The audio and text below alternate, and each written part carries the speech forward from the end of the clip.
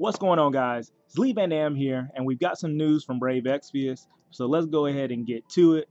I've already snuck a peek at it, and it's amazing. I love it. You're going to love it too. So let's start off with the Chamber of Crystals. You need to level up some Espers. This is definitely the way to do it. Go ahead, run through the crystals, this vortex, get all the crystals that you need, get those Espers leveled up so they can help out your stats and all that good stuff. Next, we've got Ability Awakening updates this Thursday. And my girl Dark Fina's gonna get her Ability Awakening. I've been saving up to make sure I was ready for when this was gonna happen because I'd already read the rumors that once she got her Ability Awakening update, she's gonna be even more fire than she is now. And so let's look at it along with all these other wonderful units. We've got Bartz, we've got Chizuru, I love them all. But Dark Fina, she takes the cake. And so let's see what she gets. So she's going to get a boost to her counter, Retaliate. First level is going to give her a better chance of countering, so that is cool. Second level is going to boost her own magic when it's active, so it's going to deal more damage. That's nice. I wonder if the chance of countering is going to be physical only, or if it's also going to deal with magic, because if it deals with magic, then that is a bona fide problem. We'll see. Dystopia, my favorite skill in the whole world. Its first level is going to reduce the MP consumed. That's fantastic. It's going to boost the damage amount. That's also fantastic. And it's also going to boost the consecutive use damage. Couldn't get any better, but it does. So at level 2, she's going to get an even bigger damage boost, and she's going to get an even bigger consecutive use damage boost. Wow, that's going to be crazy. It's going to hit like a truck. Dark star power right there. Dystopia. It's going to be a wrap. And then last but not least, we've got Ultima. First level is going to reduce MP consumed by a lot. That's fantastic for dual cast Ultima.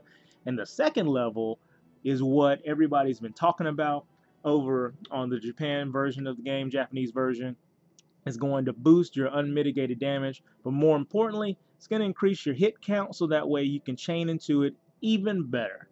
And so remember that Ultima and Meteor are non-elemental damage, so they chain with physical attacks just fine.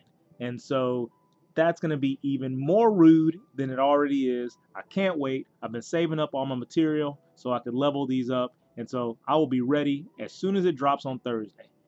Next, we got Chizuru. High Tide's getting a boost. Both levels boost the fill rate of her burst stones, which is fantastic because that means that she's going to be just running limit breaks all the time. Molt, both levels give her a boost to her evasion, which is going to make her even more annoying in arena. And she's probably going to be evading so much that she's going to be fantastic as far as cover tank bait with provoke on her. So that's a new use for her that you may want to be on the lookout for. And then Phantom Shadow. Both levels boost the damage amount. They also reduce the amount of MP that she consumes, so she can just AoE all over the place for forever. Wow. That is nuts. So single target damage with a limit break, AoE damage with Phantom Shadow, low MP cost. Can't beat it. Wouldn't try. Bartz. The Boko Pendant is going to boost his attack and magic each turn. That is monstrous. Level 2 is going to restore MP each turn. That is even more monstrous. Wow. His Life Giver is going to get a boost. I love Life Giver. It can get you out of some really crazy situations. Level 1 is going to boost wind resistance for one ally. The second level of it is going to enable one ally to evade death once. Now that is interesting. So you can set somebody up to always survive in case something goes down with a death effect. It's like a safety bit for somebody else. Man, that's great. That is great. Last but not least, we got Wind Shear. Wind Shear is going to boost the amount of damage by a large margin. This says great. So that's going to be nasty. And then the second level allows you to target all enemies. Wow. Because it's expensive hybrid damage. I love it, but it's really expensive. And so these two awakening abilities for Wind Shear are going to be great and probably make it well worth how much it costs. So we've got a ton of units, and so I got to check out what Snow's going to get as well because I love Snow. But we've got a lot of people that are in line, lots of units that are going to benefit from the Ability Awakening this Thursday. So check it out. I'm excited about it. I hope you're excited about it too. Well, I'm sure you're excited about it. But let's get to the real deal. I already knew the raid was going down, so let's talk about it because Bahamut is hitting us and hitting us hard. The Vision of Bahamut trial is going to be available. We're going to fight Shadow Bahamut for 2 weeks, and we're going to have to withstand Mega Flare. I'm sure that's not going to be fun, but through guidance and tutelage of everyone pulling their knowledge together, we're going to figure it out, and we're going to do great. Bahamut's a dragon. Dragon Killer is going to be very effective.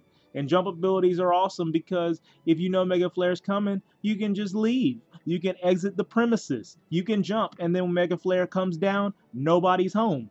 Fantastic. Got to learn how to do that because you can't get more stylish than that.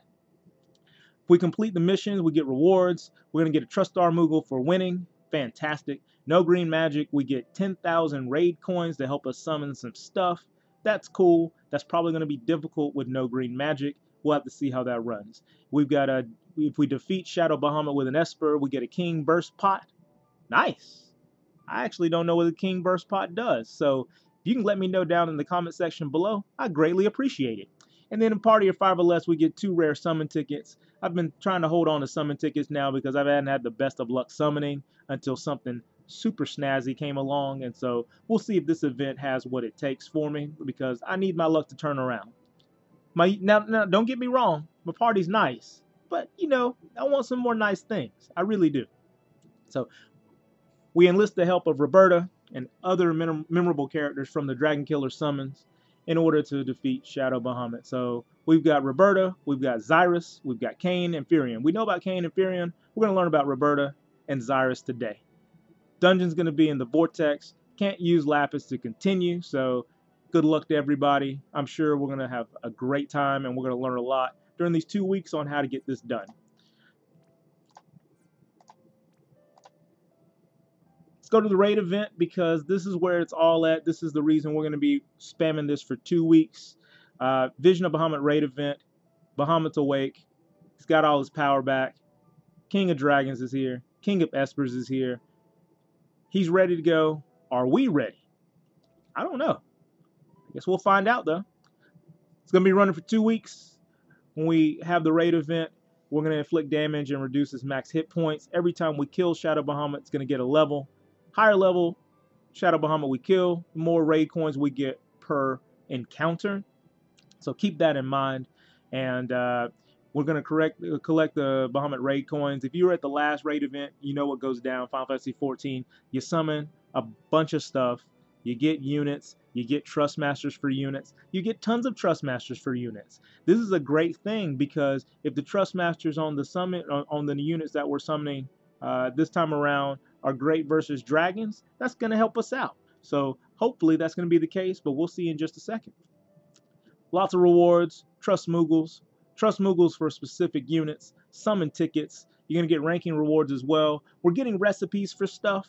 Recipes are always great because they work even after the event's over, and they're always great to have, aka Void Vessel. Void Vessel has been in the building lately because it's fantastic. Now, you only get the event limited equipment through crafting, so we're going to have to get these recipes. You get them as individual event rewards, and you can get the materials from raid summoning. So that's cool, just like it was in Final Fantasy 14. I didn't have a problem crafting anything during that raid event. It just took a long time. I think everything took like 2 days. But tons of stuff. Ranking rewards is going to be Trust Moogles and summon tickets. Looks like it's going to be that way all the way down until about 70,000. After 70,000, you only get a summon ticket, and then after 100,000, you get some Lapis. Appreciation for participating award. Thanks for coming. Going to be shooting high. Hopefully going to get a high rank because I need a lot of Trust Moogles so I can finish up my Limit Break Trust Master rewards and start leveling Limit Breaks. So that's my goal. That's what I'm shooting for. And here are the Dragon Killers. Here is what we're going to be summoning. And they look hot. Look at all of them in the dragon armor except for Firion. But, you know, Firion's cool too. Always great. So Roberta and Zyrus are the new units. Let's talk about them. Roberta, 5-star base, 6-star max, lots of attack. She's a Dragoon.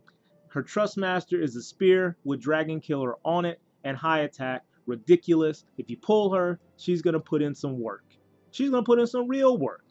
Featured abilities, Dragoon Meister, she gets an additional boost of damage versus dragons, and it nullifies Confuse. Dragons like to cast Confuse, so that's really cool. Recovery Jump, we've seen this on Noctis. Jump up, restore some hit points and magic points. Nice. Can't go wrong with that. Crimson Death, this is really interesting. You leap into the air and attack next turn, and if Jump, Recovery Jump, or Raging Thrust are used after that, you're going to leap into the air again and attack with Ignitos next turn. So she's going to have some combo stuff. It looks like it's canned, but I can't wait to see how that works. That looks really, really cool. And then we got Zyrus. He's a black mage, 4-star base, 6-star max, lots of magic, and his Trust Master is the one I want. It is ridiculous. It gives you a boost of magic. 1-on-1 magic's great. 30 attack is okay. The magic damage against dragons plus 75% is redonkulous. That is nuts. I want it. I've got to have it. Probably going to spend money on this. Maybe not, but I'm going to say that because I think I will. Along with that, dual black magic is going to make him useful. Dragon's Bane gets a boost to physical and magic damage against dragons, so he gets Dragon Killer in his kit anyways.